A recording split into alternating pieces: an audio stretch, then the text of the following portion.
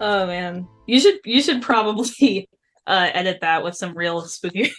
No, it's perfect how it is. Welcome to PCMC. This is Lightning Strike Halloween 2023.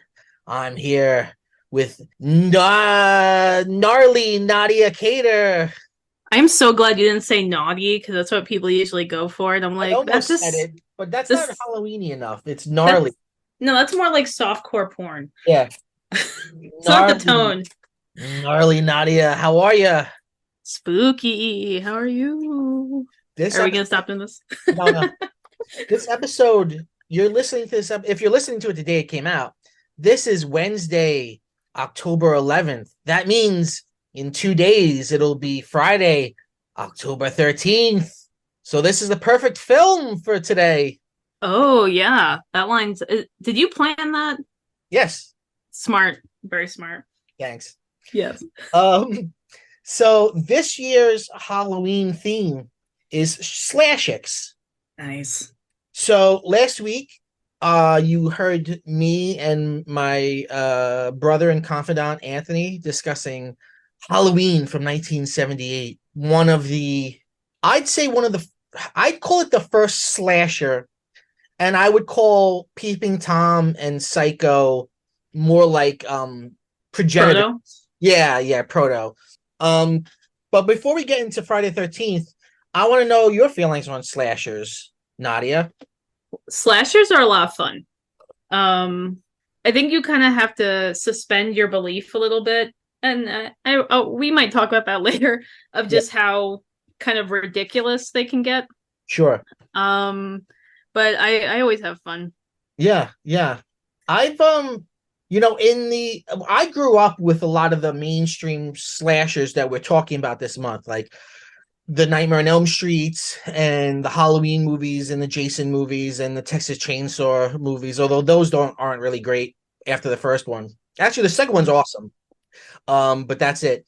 Um, but lately in my life, I find myself filling in the gaps with like a lot of these random little slashers that I never watched, like Slumber Party Massacre or Prom Night or Silent Night, Deadly Night. Nice. Have you watched any of those like one-off slashers? Because there really was a ton of them in the 80s. It was so popular. Oh man. I might have, but I can't really think off the top of my head. Oh, Have yeah. you seen Slumber Party Massacre? It's one of those movies where I've seen so many clips from it. I can't Yeah. tell if I actually watched it or not. Yeah, yeah, yeah. Yeah, I think I have to watch it to see if I actually watched it. Do you have a favorite slasher or slash? Nah, Um, I I just like them. I mean, I guess I would say Nightmare on Elm Street because Freddy is just such a fun character. yeah, yeah, And I also feel like, well, I mean, I don't want to get too into it, but I felt like Friday the 13th is just the characters were so generic. And at least in A Nightmare on Elm Street, there's some semblance of personality. But not much, but right, right, but right. I mean, I'll be honest, when I watched this movie twice this week and I can't remember any of the characters' names. They all just seem like guy one, guy two. Right, Like right, right, right, right. I know what you mean. different shades of white people are just like that was what. Right. Yeah, I mean, so I did watch these films as a kid. Although I was also very scared as a kid. I had a very like love-hate relationship with horror. Like I loved it in the daylight and was scared at night. Um, Yeah. when you're talking about like the big three slashers, Freddy, Jason, and Michael Myers, um, Friday the 13th is the grimiest in a way Hmm. because people consider Halloween like very good filmmaking. Like the first Halloween movie is like a real classic film, and A Nightmare on Elm Street is inventive and imaginative and surreal. But Friday the 13th is like they're like the bottom in a way. But I do think Hmm. that there's a lot of charm to the Friday the 13th movies, and it's a very weird series where they would come out every single year, and a lot of the same crew would stick with it, and it was constantly evolving and trying to create itself, like make itself into being. I mean, famously, um, people know that the first Friday the 13th doesn't have Jason Voorhees, the big monster of this franchise. It's not supernatural at all. It's a slasher movie where the slasher turns out to be what, late middle-aged woman, woman in her Yeah. your 50s and 60s. Wearing a cardigan. Yeah. Yes. I've got a lot to say about that cardigan. But okay, so you take it then, spoiler alert for a 40-year-old movie. So that sequence at the end Yeah. where Jason pops out of the water, is that a dream sequence then? I think in my reading of it, yes. And I do think that that's what they were intending when they made the first movie. I think when they came to make the second movie, they were like, "Hey, what do we do?" And then they were like, "Oh, let's make the because if he was a little boy that was in the like, how did he age 30 years between one and two? Like it doesn't. It's to me, it's just a good scare. It's a good like final. I Oh had it yeah. on my list of one of my favorite jump scares. It's Yes, I a remember. jump scare, but no, yeah, I always read it. I read the first film as not being supernatural. Yes. Okay. Do you Just agree? I agree with you. It's just how specific it was just made me think like I don't know if it happened or not. Cuz Sure. cuz her imagination, Yeah. if we're going to take it as her imagination, why did she imagine the boy? Right. Also, I Um think it's important to understand that this movie, um, the director of this movie, Sean S. Cunningham, has always been very open about him trying to emulate Halloween and the unoriginality of it. He said Halloween was his big hit, and I wanted to get into movies, so I said, let me do that. Let me pick another holiday. Let me do another. It's very clearly in many ways a copy, although in many ways I think unique and different. And where it lacks in the where it lacks in design, where it lacks in sophistication in terms of its composition and the way it looks, and I think it makes up for in the sort of go spontaneity of we're making a cheap movie fast. Like when you mm, watch it, you can tell all of these are one take, right? Because actors will screw up their lines, things will be weird, something will fall in a really weird way. The kind of thing that another director would go, let's take it again.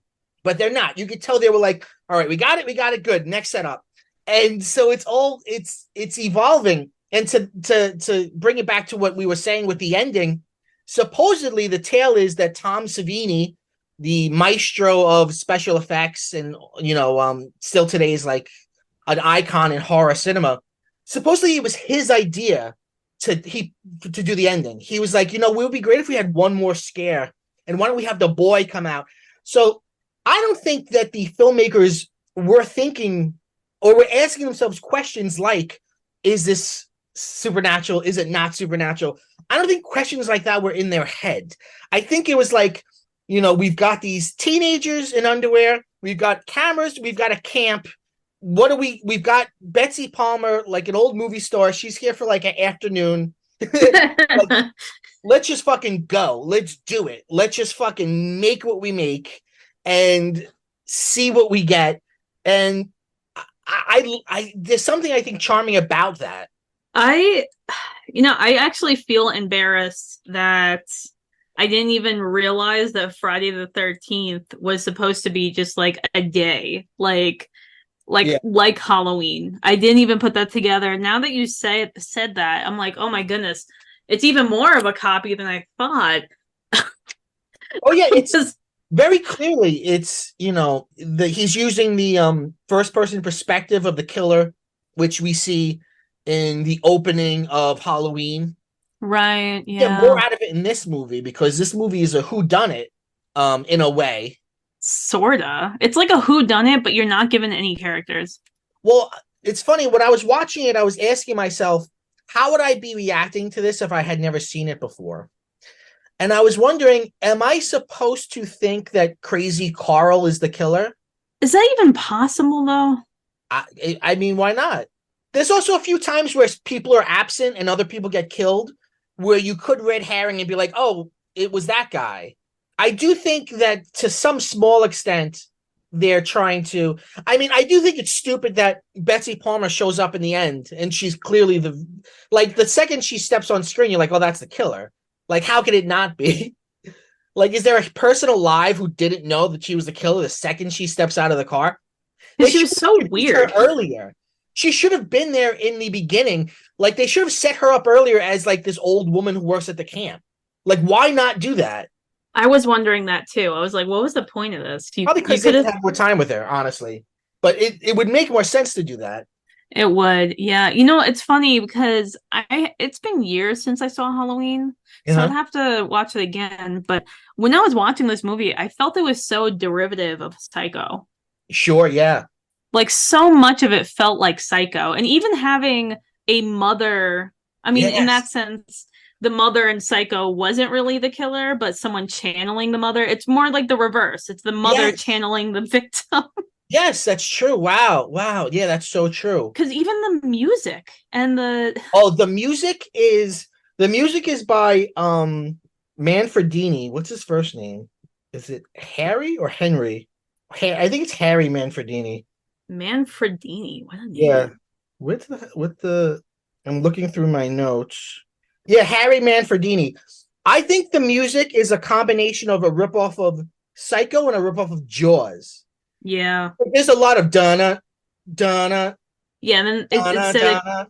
instead it goes like a slightly different beat. It's like Yeah, and yeah, it reminded me, you ever saw that clip of Vanilla Ice explaining how his song is different than Under Pressure? He's like, yes, well, yes. yeah, so just to give like your listeners just a recap, it's very briefly, it's Vanilla Ice going, well, the difference is it's my song is din din din din din din din din din. See, that ding makes it different. Yeah, Whereas Under Pressure by Queen is din din din din din din din din din din din. I'm like, are you for real? yeah. I was like, all Um, right, go flip houses, dude. Um, yeah. So, and like Jaws, by the way, the music stands in, I think, for the killer sometimes. Because yeah, it's not Jason, the killer's often in first person or you see the killer's hands. So at one instance, I think you see the killer's feet. So you don't know who the killer is. And it's kind of like that and the famous sound, the that's all people remember, and that's what they use in all the movies too. So it's like no one remembers this generic soundtrack. right, right. And but that's interesting too because it reminds me of well, you said you haven't seen Halloween in a while. When I watched Halloween, we talked about this last week. The thing that I forgot was how often you hear Michael Myers' breath. He's very breathing heavy, which I read is like he's like sexually getting off on killing people, which is very psycho. Oh man. But in this, when you see the killer's point of view, often you hear the cha cha cha, which people have different theories on to what it means. Some people say it's supposed to be kill her mommy, like kill her mommy. But I don't know if I hear an M sound. It's like non-diegetic though, which is interesting. So I guess like we're seeing through the killer's eyes and hearing in the killer's mind because they can't hear like the killer's not actually going. So it's like it's this acousmet, if you will. It's outside of the text.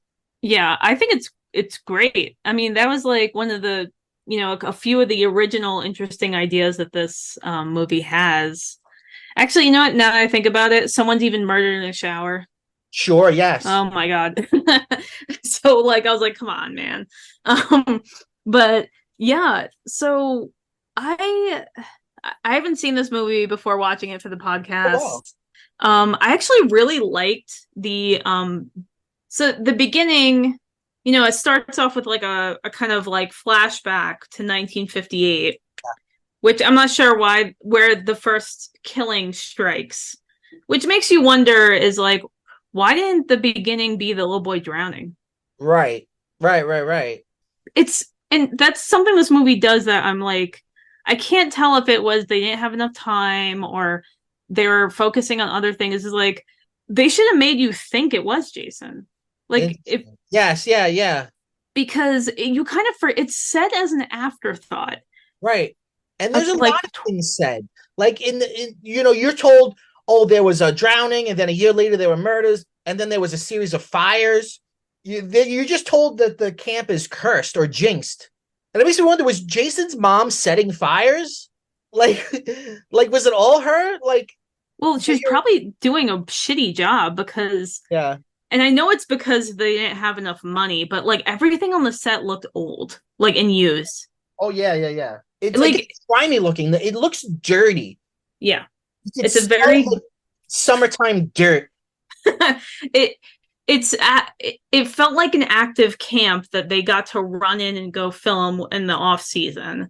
I disagree. To me, it feels like a camp that was active 10 years ago, and it's so in disrepair. It looks so grimy and gross. Okay, that's I would fair. not send my children there.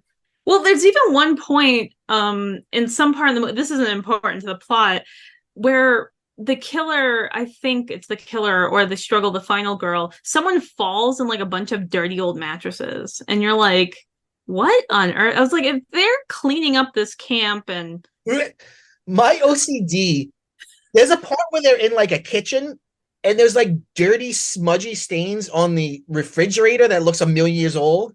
ugh. My OC, if I were them, I would not have died because my OCD I would have been out of there immediately. I would have been, and they're smoking weed. If I smoked weed in that scenario, I'd be like, oh my God, there are snakes and dirt everywhere. Oh my God, oh my God. I just stand in the center of the room. You know what? Now you mention it did you notice that two of the women who were murdered were running around outside and in buildings barefoot In panties. in panties? Sure. And one of the women that's murdered in the bathroom, not the shower, or maybe it was shower curtain girl. I don't remember these names, but there's like she's in her panties at the mirror, like washing her hands, and you just see these two sponges that look like kitchen sponges. One's like on the sink, and the other is in a ledge above it, and they look so disgusting. And it just made me sick. And I was just like, "You're barefoot in this in a bathroom at a camp." Right. And you know it's not gross. Production design. No. You know that's a real gross sponge. Yeah. Oh, and everything, like even the food, like they had some food, like non-perishables. At one point, one of the characters is going to make herself an instant coffee, and you're like, "How old is this coffee?" I know, so disgusting. What the one you were talking about? Was that the one who does the Elizabeth Taylor impression in the mirror of the bathroom for some reason? I think so. And you're like, "What is going on?" That one's Marsha, I think. Okay. They're very like forgettable white people names. But yeah, I did write down their names today when I watched it again. I guess the big star of the movie is Kevin Bacon. This was like his first big thing. Yeah, that's basically what I wrote is like Kevin Bacon and a bunch of nondescript white people being murdered. Kevin Bacon has one of the all-time iconic deaths, though, in a slasher movie. That was good. Did you see it coming? Or have you seen that clip elsewhere? I've seen that clip before, so I kind of saw it. But it also, the way they set it up, it seemed really obvious. It was either going to be he was going to get murdered in bed or he was going to discover the body in the top bunk. The camera makes sure to show us another victim, which for some reason, and I don't know why, it's like a lot of these bodies go missing. Yes. And it doesn't really make sense what she's doing. Like, why is she toying with some of them? It's like, did she just pick a final girl and go, you're going to be the final girl, so I'm going to fuck with you? Like, she should just be plowing through them. Well, it's also, it's like... and she looks like a woman in her late 50s, right? At the very least. And I'm like, is this woman carrying around full body teenagers and dumping their bodies around? Like, what's your gym rate? Like, you know, Mike, the last time we talked, you said you went to the gym once a week. Was Mrs. Voorhees working out every day and just hiding bulk under that sweater? Because she also throws a body through a window, and you're like, what is your upper body strength? It's like Laurie Metcalf in Scream 2. Like, really? Laurie Metcalf has got to be 110 pounds. Soaking wet. Yeah.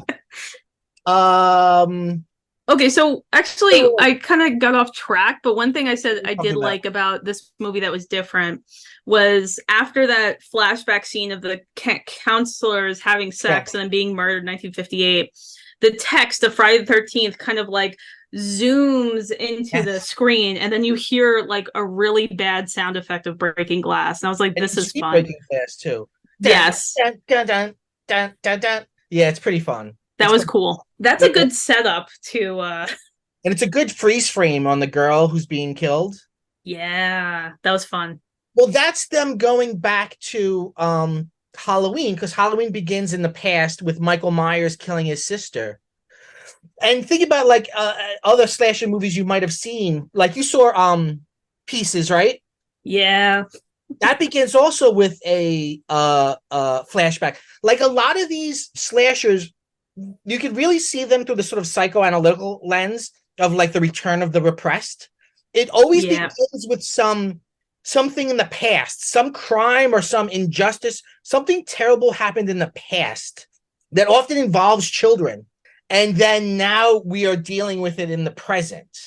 It always involves children in some way, whether it's that the killer had a traumatic experience as a child Yeah. or something. And it does all a lot of these slashers, excluding Freddy Krueger, really have, I mean, I guess technically if he's, implied to be a pedophile, it's a mental Yeah. illness, but they all have mental illness too. It's never just someone killing for fun. It's always just some Oh yeah, mental these problem. movies are all, and Friday the 13th I say is also ableist, very much so, because Jason is he is shown when he is shown he's shown as having physical deformity in his face, and there's when the mother is talking to the final girl Alice, she almost says, I'm not sure what she's about to say, but she says he was, and then she pauses, and then she goes, he was not a very good swimmer. So it's like she's about to say he was disabled or he was something.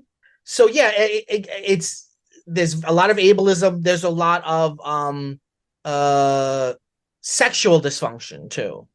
That too. It's interesting because like her whole thing, right, is that while she was the cook at the camp in the 50s, and her son Jason went to the camp, and two camp counselors that were supposed to be lifeguarding him were off fucking, so he died and no one could help him. And now she's taking it out on campers. It's interesting because Camp counselors. yes, camp counselors, Because right. you never see any campers. No, no.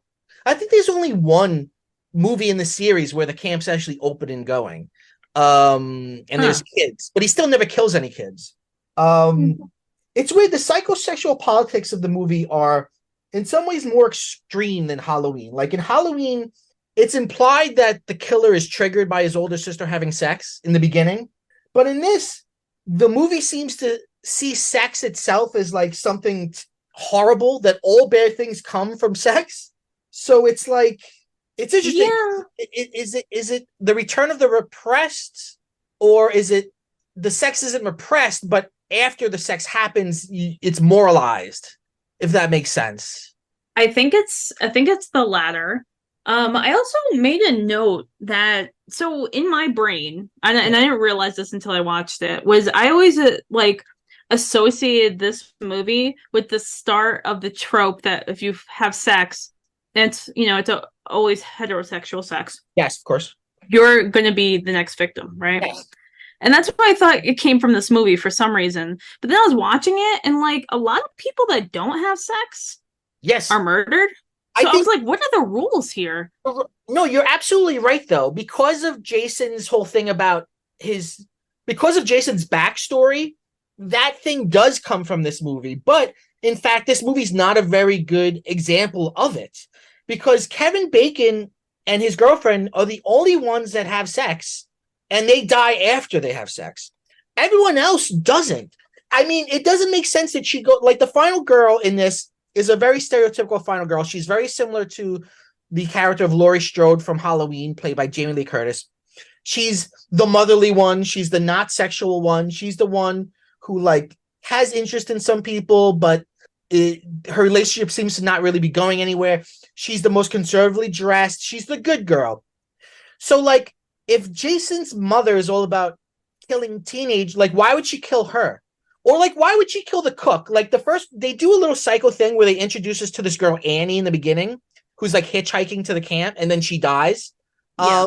When she dies, she gets into the killer's car, and we see her from the killer's point of view, and she's saying how she loves children and how this is her dream come true to work at a camp with kids. So why would you kill that person if they seem so devoted to the well-being of children? It doesn't make sense, really. No, no, it doesn't. That scene really bothered me too. Why? Because she was technically killed not at camp. It was Yeah. it was on Right, the way. right. And also how weird everyone was. Like how the movie starts off, it does make, like you said, it's reminiscent of Psycho, where it makes you think this woman's the main character. And actually, that happens a lot because there really isn't a main character in this, which is a weird feeling. Right. Look, I think that it's interesting, but you could easily see this film as dull. Like in Yeah. between the kills, there's just a lot of just teenagers behaving, playing Monopoly and shit like that. And going swimming, like it's very Yeah, mundane, and yeah, but it's like, and also having really hokey lines. Like it's like no one's ever really said that.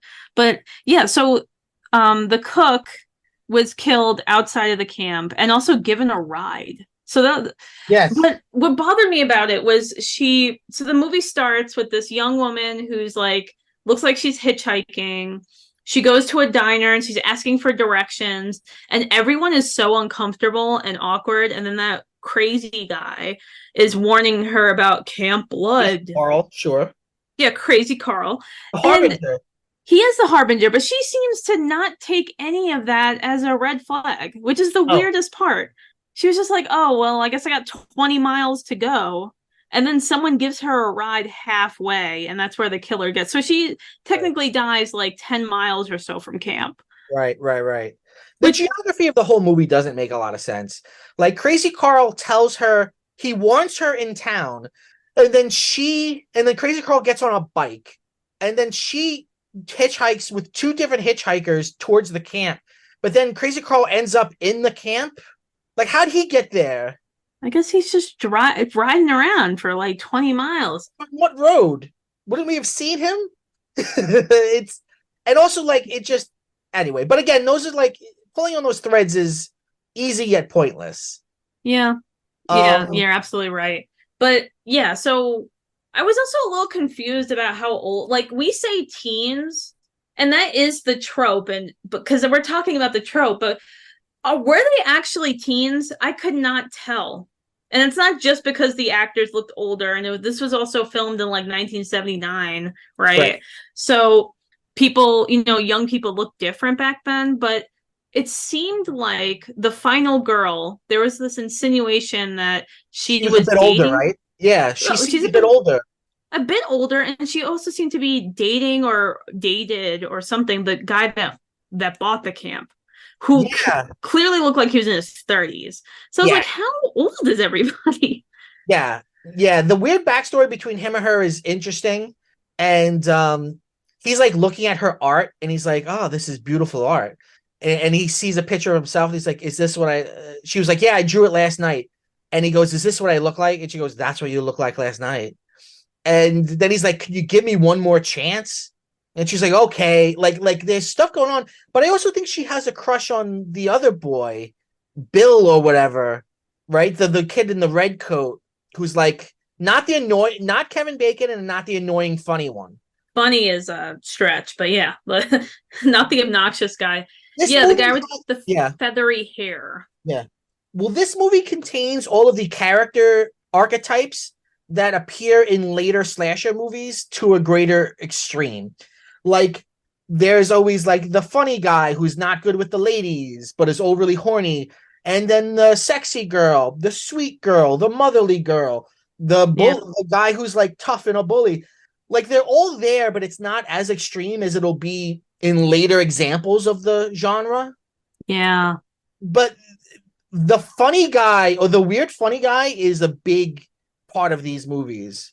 Like there's like I think it's two or no, I think two has like this fat funny guy, and his whole thing is like, I'm fat and have curly hair, and no one wants to fuck me, and it's insufferable. And then I think in one of them, Crispin Glover is the weird funny guy. Oh. Yeah, I think every movie is on Max right now. That's where I watched it. The Yes, first yeah. one. Watch them all. Take a journey. It's Well, weird. I I you and I saw it. You and I saw one in a drive-in. yeah, I was just gonna say that. We saw six. So it's like I never watched the Friday the 13th, then watched six, and then years later now I'm watching one. So what was it like watching one after watching six? Because six is one of the best ones, but it's so different from one. Well, I think in six there is a little bit of fantasy in it, in that like it seems like Jason had like powers or something. I He's in a grave and then he gets hit by lightning and comes back to life like Frankenstein. Yeah, that was fun. Yeah, that's what I mean. It's like what a weird series. It's interesting in that it's a series that doesn't really hinge on, other than having, except for the first movie, like the same killer. There's really, and it takes place at a camp. It's just there's not a ton of consistency. Yeah, yeah, yeah. Also, in this movie, people die in so many different ways. When does Jason stick to the machete? Because that's what he's known for, is the hockey mask and the machete. I think two or three, because he doesn't even he appears in two, but he's wearing a like a uh Like a night, sack or something? yeah, like a night that the town that dreaded sundown kind of sack. He doesn't get the hockey mask until three, and in two he's much more like, even though it's supernatural, it's kind of not supernatural at the same time because he seems like a real person, whereas by the end he's just a superhero zombie. He's unkillable. Right. So, which, I mean, that kind of is what happens in Halloween, right? Yes. Yes. They all go that route, but that's what I find. That's why I think it's so interesting to go back and look at the first one and try to not think of the rest of the series. That's what we did with Halloween. Um, because, I don't think a sequel can ruin its original, but I think your cultural consciousness can be thinking about the entirety of a franchise and not a singular film. Like if you think of this as just a singular film, it's a different thing from what it is then thought of as later. Yeah, that's interesting. There are two interesting moments with the kids earlier on in the film, and I want to know what your take was. Okay. One is the snake thing. There's a snake in Alice, the final girl's cabin, and you can tell it's a real snake, and it goes under her bed, and then she calls in the others, and they try to help her get it, and then somebody takes a machete and kills it. I think they really killed that snake. That seems like that snake really died on film. I think it would have been cheaper to use a real snake and kill it Yeah, than it would be. I think the way it moved, it made me think it was. but I think, and again, maybe I'm reading more into things than I'm reading more than is on the surface, but there's a disquieting moment after the snake. They're all like in a frenzy because there's a snake and it's scary. But then one guy kills the snake and they're all kind of quiet for a moment. And I found that really interesting. Like it's like they're confronted with death in a weird way. Did you notice that at all, or were you nodding to sleep? I wondered if it was supposed to be a whodunit kind of, oh well, that guy's really good with a machete. He must have killed. Right. But then I was like, but then the rest of the movie doesn't really do that. And everyone's killed in such different ways, then it doesn't make sense. Right. Somebody gets an axe in the face. Somebody gets an arrow through the like neck. Sort well, it's not even, it's like technically right under the neck. Yeah, Like that's Kevin Bacon's. like yeah. I mean, it's no Johnny Depp. Clavicle? Whatever that is. That Yeah, clavicle. yeah. I mean, it was cool. It's no Johnny Depp being sucked into a bed and exploding into a blood whirlpool, but right. it was cool. It was really cool. Yeah, going back to that, we were talking about that before. I actually think it's a really cool death because I think you think that the killer's going to come from above him. Yeah. The way that it's framed and the way that we've been showed that there's a body on top of him, you think that the scare is going to come from above, especially because blood drips down on him and he notices the blood, and then the hand comes up from under the bed and holds his head down. And the first time, again, I can't remember the first time I saw it. It's probably a kid, but not knowing that that's where that's going, I could see that being very shocking. It was a good misdirection. It's Yeah. kind of like in Prom Night too, where you think the woman's going to be decapitated, but then she's like thrown out a window. Yeah. Yes. That was good. Yeah, so absolutely, that was a cool death. They killed that snake. And then there's that other moment where Marcy is it Marcy? Marcy is telling Kevin Bacon about it's beginning to rain, and she's telling Kevin Bacon about when she was a kid, she would have nightmares of it raining blood. Oh, that was weird too. It's weird because look, you could see it as just filler. Like they've got to have these kids saying something. But it's just I don't know, it's an interesting little moment. I I honestly can't tell if a lot of this movie is filler or was it like they were trying to go a certain route of mystery or death and it just fell flat, you know? Mm-hmm. Because some moments really feel like it could be like we talked about the snake. um it could be some deeper meaning or something, and then it just doesn't go anywhere and it doesn't quite get there, so you're kind of left in this weird lurch. Mm-hmm. Yeah, yeah. And other than that scene, you don't really know anything about these people, so like even that scene, that line in itself is really interesting, but you don't know anything about these people, so it kind of just doesn't, it kind of falls flat almost. Yeah, It's like, oh, we know something about a character, and then we yeah. don't learn much about her except she may or may, was she one of the people playing strip Monopoly? No, she's the one who dies with the axe. She's the one who fucks Kevin Bacon. Got it. Okay, so yeah, so then right, so then we don't learn anything about these characters. I The don't. strip monopoly is interesting because there's a sort of I guess the sexy girl Brenda. She's like, let's play strip monopoly, and then you see them like taking. They know nobody gets all the way. I don't think anyone gets all the way naked, or maybe you can. No, you can see the nipples of Marcy. That's it. You don't see any. But it's funny. The sex and the violence are kind of tame, considering where the genre went in terms of extremities. It's actually pretty tame when you look at it now. Um, Yes. but what I thought was interesting about Brenda was she's like the sexy one, and then in the middle of pouring rain, she runs to her cabin barefoot in her underwear. I don't know why she didn't put her clothes back on before running to her cabin.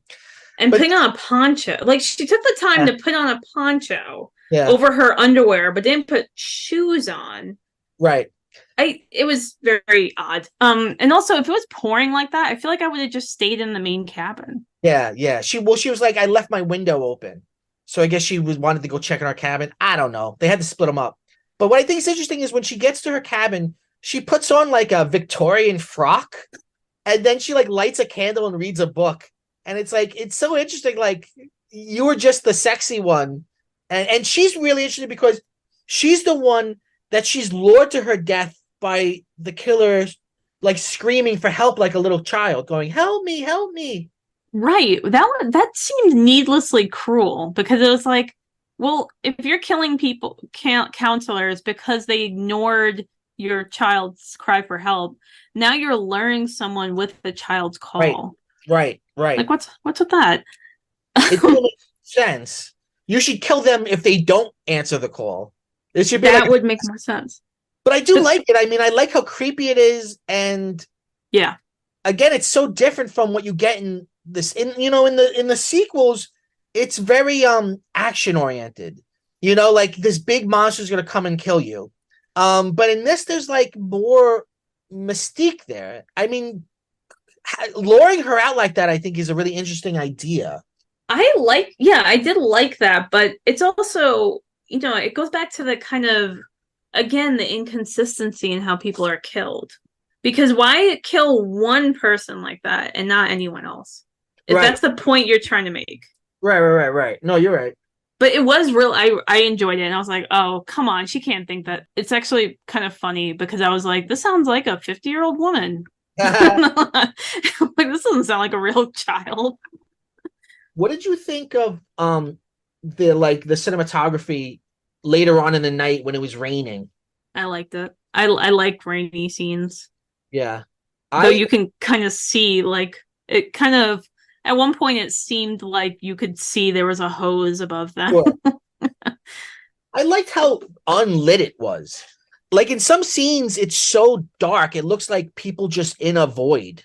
Which I think, and then of course there is a scene where someone's murdered with the lights on. Like there's all Yes. these like bright floodlights. So it's so dark.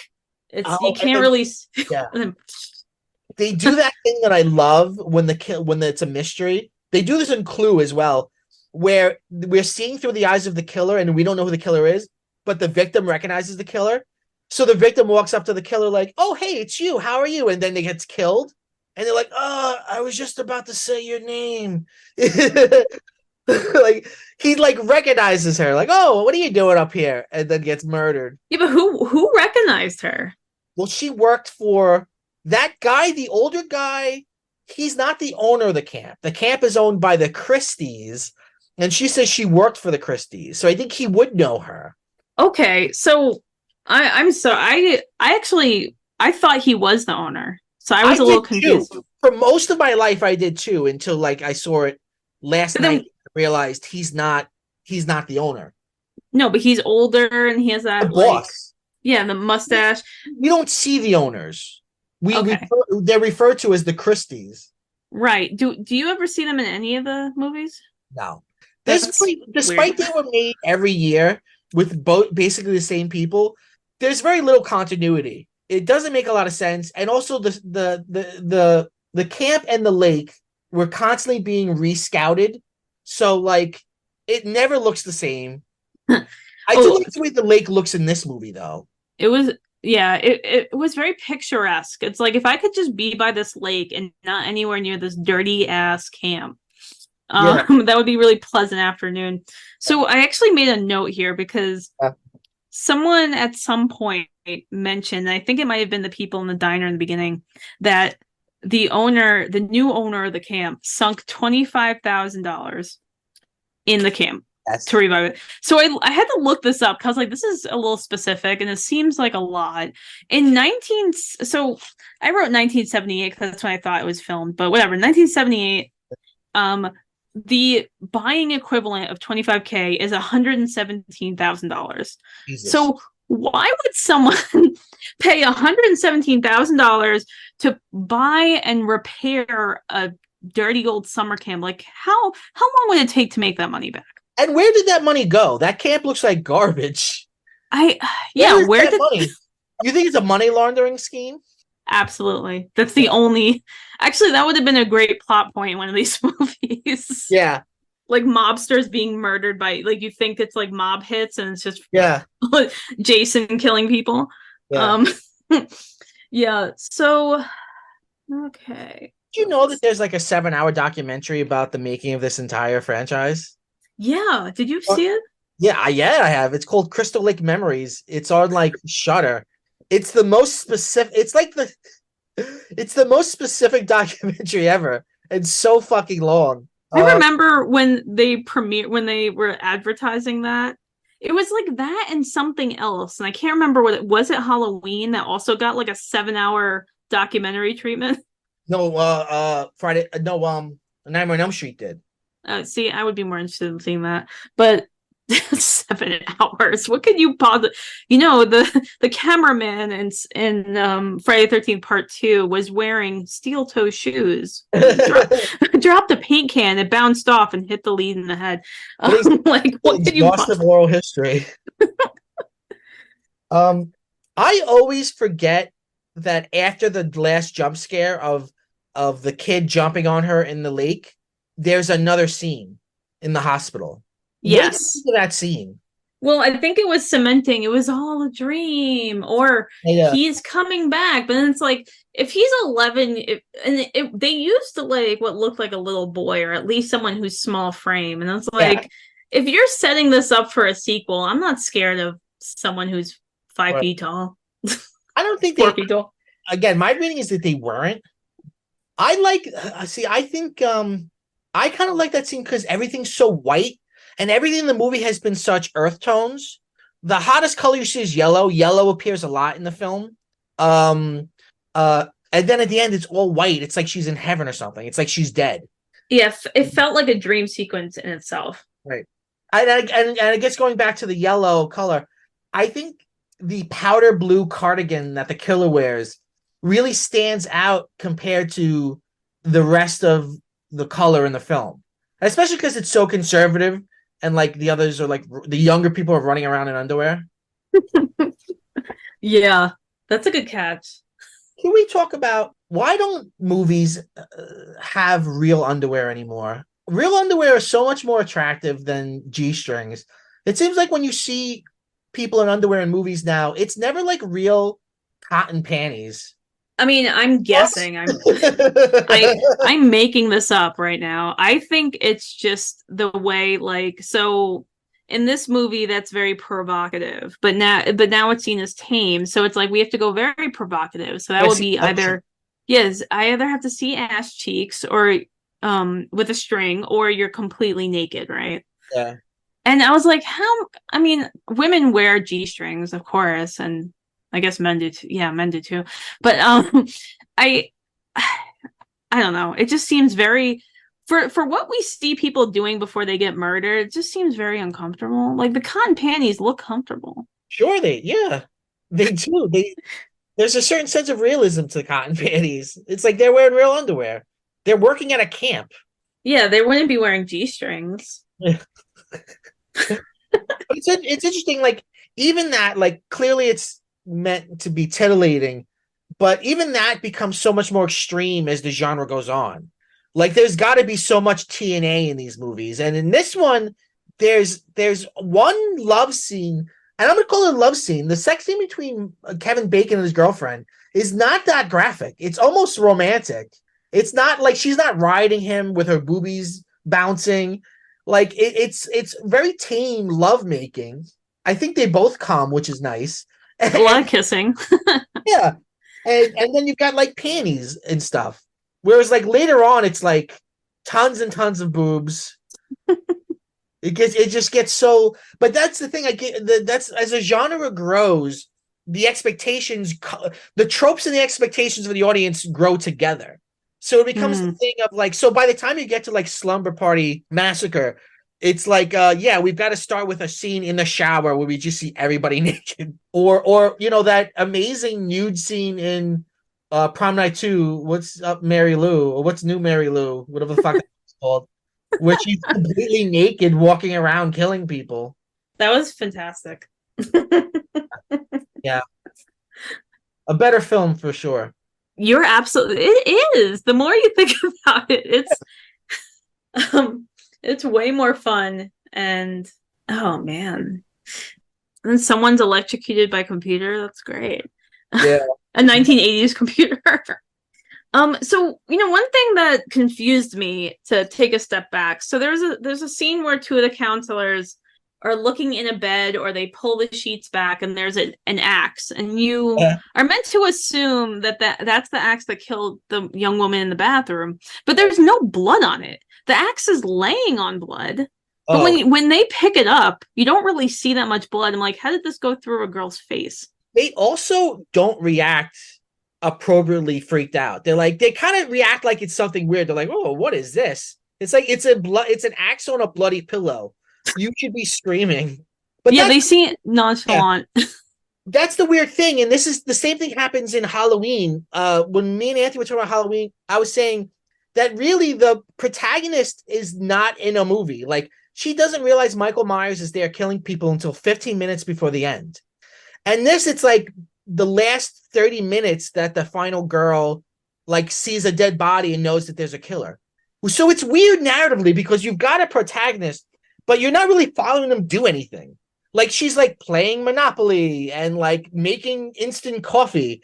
She's not in a movie until like the very end. The thing about that Monopoly game is like Monopoly takes like 10 hours to beat. So Yeah, how long were and how did they strip? Like, what is it? Oh, you landed on my property. Take off your pants. yeah, Like, she makes the look. No, she makes it very clear, Nadia. She says instead of paying money for rent, you take off an article of clothing. all right. I've never played. By the way, I've never played strip anything in my life, and I Me want. neither. Have you ever gone to a camp? No. Me neither. I don't think I'd want to, honestly. I mean, It even as it a kid, looks I was gross. like, yeah, as a kid, I was like, no thanks. I'm not outdoorsy. I wasn't outdoorsy, but I was also like, it's funny that you mentioned like OCD is like apparently I was very like that as a child. Like I was super anxious about being dirty or Yeah. anything. And so I can't even imagine my parents dropping me off at a summer camp like this. I would be horrified and probably not sit down the whole week. Like it Yes. was so gross. Um, No. never been to a summer camp, never played strip anything. I've played Monopoly maybe twice in my life, and they Oh, were I both. love Monopoly. I hate Monopoly. Oh, I I love it. think It brings out the capitalist in you. When you start to win, all of a sudden you become a capitalist. Because what makes that game a perfect criticism of capitalism is the more you win, the easier it is for you to win. yeah. So when you have money, it's easier to make money. But you begin to, like any good capitalist, think that you have earned it, and it's not just a system that's built for you. It's brilliant. Well, I mean that's what it was meant to be, Right. Yeah. It's meant to be a criticism of capitalism. and that's not what happened. Um, I just always found it the two or three times I played Monopoly, at the end of it, even if I'm winning, I'm still irritable that I'm playing Monopoly. So it just feels like a miserable experience. I was like, now I'm an adult. I don't ever have to play this again. I'm grateful. Right. Let me ask you a question. Let me give you a little quiz. Not a Okay. quiz, but let me ask your thoughts here. Crazy Ralph is played by a guy named Walt Gorney. He appears in how many of these movies do you think? Oh God. I have no idea. Like five? He's in three. He's in part one, he's in part two, and then he shows back up in part seven. Why? I don't know. To be the siren call of people who ignore him? Like, But yeah, to be the harbinger. Yeah, he's always the same guy. He's always Ralph, the crazy guy. Which, by the way, at some point he's not crazy, right? He's no shit's going. He's correct. You should listen to Ralph. what I don't get is why do murders keep happening, but then people keep trying to make this camp happen? Like, you're gonna keep losing money on this deal. I don't Yeah, think kids actually show up there. yeah. Why would you send your children there? I guess it's the cheapest camp, probably. Like camp. That's And well, I do wonder how hypothetically how would children get there, because the nearest town, and it does seem like a literal like small town, is 20 miles away. How the hell? Why would you drop your kids off in like the middle of nowhere? Canonically, people say that this franchise takes place in New Jersey, but it's not said, at least in this first movie, that it's New Jersey. No, they didn't mention it. I same as you. I looked it up online. I was like, oh, Yeah. New Jersey. Yeah. No, because at one point, the cook, she mentioned, or not the cook, sorry, the final girl, I think she mentions that she has to go back to California at some point. So Right. it's like, That's how? such a weird. Yeah. Yeah, that's So true. so you're like, so does that mean you live close or far? I don't understand. And then it's like, if she hitchhiked from which by the way, I'm still every time I'm reminded that hitchhiking existed and it was a regular thing, I'm flabbergasted. Yeah. Like that's like I know, right? like It's people yeah. would just wait, like teenagers would wait on the side of a highway with their thumb out and then just get in any stranger's car to get somewhere.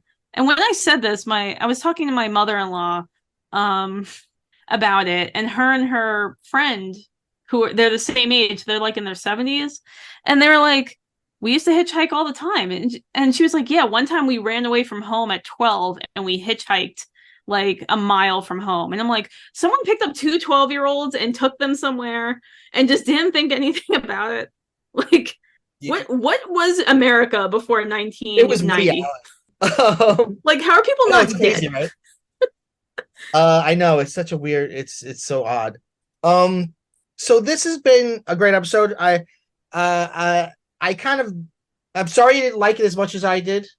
Oh no, I okay, I'm sorry if it sounded like I was being overly critical. Like I actually criticism is just an exercise for me. Like I'm having fun talking about this. I know. Like Well, I feel bad because I'm going to be doing a Nightmare on Elm Street with someone else, and well, I am mad about that now. yeah, So yeah. Sorry, I tried to pick what I thought would be the best movies for the best people, and I failed with you. But tell me, can no, you? I'm Yeah, sorry. I was just gonna say, like, I'm actually glad that you had because I probably would not have watched this if you didn't ask me to. So I'm kind of glad that you did. now you've seen it. Um, yeah, because I didn't really see it. So I just yeah, sorry. I just wanted to say that this was fun. It was fun. I'm glad I got to watch it. Well, let me ask you, what are you what are your spooky season plans? Do you have some movies you're gonna watch or some things you're gonna read? Like, because to me, spooky season is all about curating media. You know, like to me, like Christmas is music, right? But Halloween is movies and and Mm, and stories. So like to me, like spooky season is all about like basically creating a 2 month film festival for myself. that's great. Um, I want to watch some of that Roger Corman stuff. Like that's gonna be online for a while. The Like, Roger Corman, the Poe stuff, absolutely. And I do want to watch at least Friday the 13th 2 and 3 just to see how it evolves from 1 to 3 because I'm interested in that. I think that in terms of fun, they get better. They get I, more fun. I'm all for that. Yeah, yeah. But Because they get dumber as well. we didn't talk about how Mrs. Voorhees was killed. Oh yes, she's decapitated. She's what's wild though, it's Yeah, like the final they're on the beach, the final girl finds a machete and is sure. running towards Well, that's why he. That's right. That's why Jason uses a machete later, because his mother's killed by one. oh that makes sense. Okay. Because later Well on, we see he keeps her head in like a shrine that he lives in. It's weird. You'll see. horrible. But yeah, so so the final girl is running and they play it in slow motion and the music Yeah. gets louder and she's just running towards Mrs. Voorhees and Mrs. Voorhees looks scared. Yes. Like, but for a little too long. You're like kind of like how long did it take this woman to run? Couldn't Right. she, Mrs. Voorhees, have escaped by now? And Right. then like a one swipe, quick swipe, and her head kind of falls off, and her hands are up, and she's like clenching like her final Just great. movement. I know, like she's headless and her hands are like grasping at the air. It's And that's so Tom good. Savini's hands. That makes sense. You can see his hairy knuckles. Yeah, he it's really interesting because Tom Savini is, like that kind of like deity of like practical effects, right? Yeah. It's interesting to see his earlier work and then like moving on because the effects in this movie are not great. Yes. I the Kevin Bacon kill I think is well done. That is the best one, but It's interesting how they did it too, because like his head is really his head, but then like his neck becomes a fake neck and a fake body. So like he's underneath the bed really with his head out. I think that's well done. But no, Savini gets much better on as these things. But also you have to think about budget and time too. that too, yeah. But and also like with his experience as he became famous for this, he was given more money and more interesting projects. Yeah. So you could see him grow as an artist essentially, and that in itself is interesting. If you're not interested in Friday the 13th at all, Yeah. if you're interested in special effects, I would say like in looking at Tom Savini, I would say like this is a good movie to just see where Yeah. he goes along. Yeah, I'm sorry. We kind of went off on a tangent, but what are you looking for in what are your spooky watches that you want to get into? Well, there are things that I watch every year, right? That like me and Jen every year will watch Hocus Pocus. Of course. Sometimes we watch A Nightmare Before Christmas. We try to watch Casper. We always watch Over the Garden Wall. That's such a good Yeah. fall, like spooky. Do you watch any of the sequels of Casper or Hocus No. Pocus? Just the originals? No, Okay. I've seen Hocus Pocus 2 is good. I don't know if it's going to be part of the tradition, but it came out last year and I liked it. And then like she doesn't like horror, so that's all me. So like, sometimes I just like I'll just be like, okay, like, all right, I'm gonna go on Shudder and see what I feel. And typically I've heard of everything, so it becomes a thing of like, oh, is today the day I see this? You know? And there's something so cozy about horror because there's something so cozy about genre because you know what you're gonna get from it, even if it's supposedly upsetting. And I kind of want to watch the babysitter movies. There's two. Oh, Those they were made for Netflix. I saw a clip because now Jenna Ortega is very popular, so I saw a clip of the second one because she's in the second one, and I was like, these look kind of interesting. And what else am I looking? I want to read more Poe. I have from a few years ago the complete works of Poe in like a huge volume, so I cool. try to take it out and read more. I like to read The Raven once a year. And I've got a book. There's actually a new Haunted Mansion novel, which I'm wondering if it's better or worse than the film because it's a different story entirely. And it's written by Claudia Gray, who's someone I like. She's written Star Wars books that are really good. She's a good person who like writes books for franchises. So Cool. I've got that, and you know, we'll see. Some of it's planned, and some of it's just like, like a couple nights a week. I'm like, okay, I'm gonna watch something scary. Let's see what's on the streaming networks. Let's Yeah. do it. You know what? Now that I totally forgot, one thing I do want to fit in is so the Criterion channel, they Mhm. actually have themes every month. Yeah, And two of the collections they have are high school horror yeah, yeah. and the jumping vampires of China. Yes. So I You sent you the told me that. trailer. So they basically made six movies in China, and five of them are a series, and one is a standalone about the hopping vampires, and that's like a thing. Yes. And I am so blown away by how bizarre that is. Because Yeah. imagine something hopping at you, like how is that scary? And I'm like, what Yeah. alcoholic like Yeah. went Yeah. on a bender and woke up in like a barn and saw something moving and just like created the story of a hopping vampire, you know. Wait, Um Criterion Channel, how much does that cost? oh god, I don't remember. Because it used to be part of Max. When it was HBO Max, there was Criterion in it, and then when it became Max, it was gone. So now Criterion is alone. Oh, yeah. So it's 10.99 a month, or you could pay $100 for the year. And so sometimes, and I do this with a lot of my streaming services, so I really have to like trim it down, Yeah. is I'll forget about it for a couple months and then watch a bunch of stuff on it at once. And like I do that with Shudder every year. I pay for Shudder every year because I want to know I have Shudder. And then like around spooky season or Right. even during Yeah. the summer, I'll randomly watch like a bunch of horror movies. Yeah. You get more use out of Shutter around that time. Yeah. And then there was a brief time when I was really into that drag show, horror drag show. Yeah. Yeah. Yeah. Dragula, and I was watching that for like a couple months. But yeah, so the Criterion channel, they always have different themes and they have really interesting work. The app itself isn't terrific. Like sometimes it's hard to like you have to know what you're looking for to find Yeah. it, you know. But they have some just really great like and like they'll have like another one called Euro Thrillers, and it's oh my god, La Diabolique is one of them, like stuff like that. And they have amazing commentary, and that's one thing I really miss from the brief shining moment of DVDs and Yes. Blu-ray. Yes. And so Yeah. they have movies on there that they'll have the movie, but then they'll have a movie with the commentary, and so you'll watch the whole movie and you'll have commentary. They Oh. also have, yeah, and that was awesome.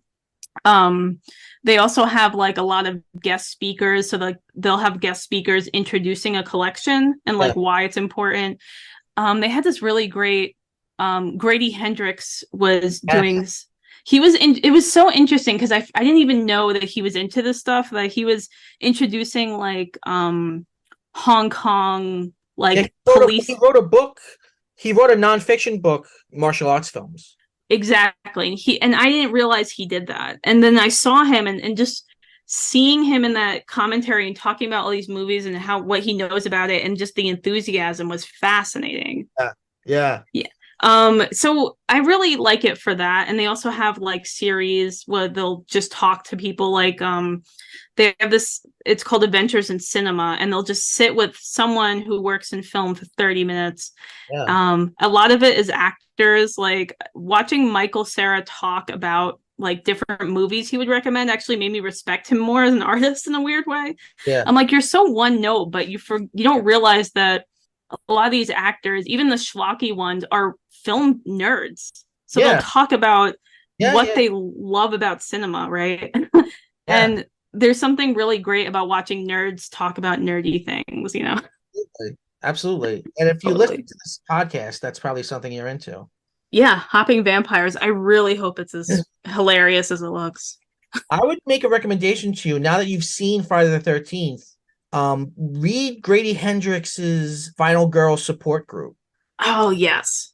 That's a fun kind of horror comedy novel that basically it's like a support group with the final girl from every franchise. Although they don't use the franchise names, but it's very clear what franchises they are. I think you'd enjoy that. That sounds great. Well, everybody, this is PCMC. This is Halloween 2023. We're talking slashics, classic slasher movies.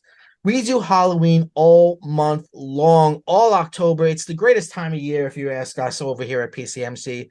I was joined today by Nadia, Necromancer, Cater. Nice. Thank you so much for being here. We end Uh, every episode by saying oh, bye bye.